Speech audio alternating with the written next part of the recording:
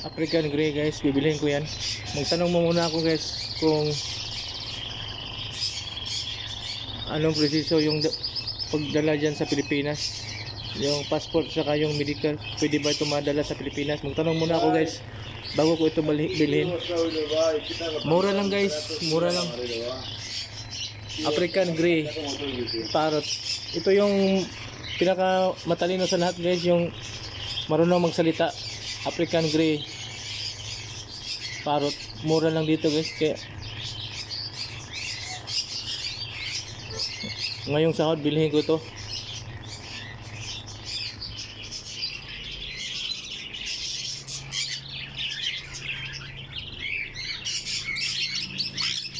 At ito naman guys, 20,000. Mahal din ito. Ito rin yung marunong magsalita guys. Ito yun.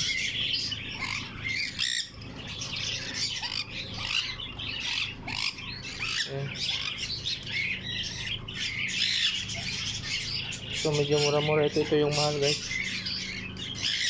Bilhin ko to.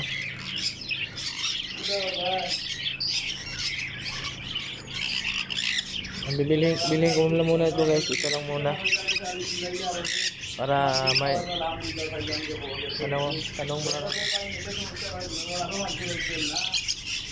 tanong muna ako guys kung anong proseso yung magdala ka ng ibon sa Pilipinas. Pwede ba magdala o hindi ba?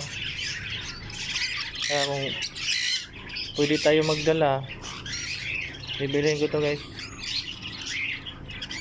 Kasi ang aso at saka pusa, pwede daw. Ang sa ibon, wala siyang idea. Ang sa ibon, pwede madala sa Pilipinas. Pero sa pusa at saka aso, pwede daw.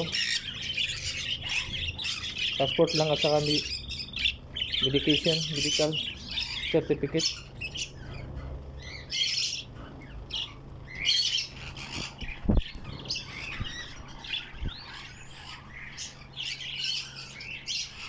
So guys, ito yung pangarap ko ng ibon guys, African Grey.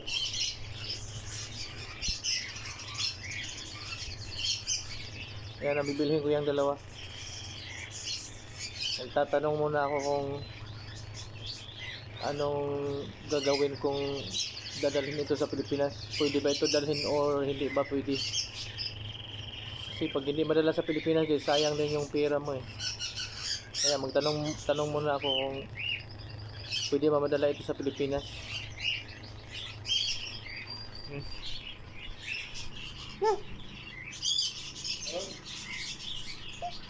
Hello.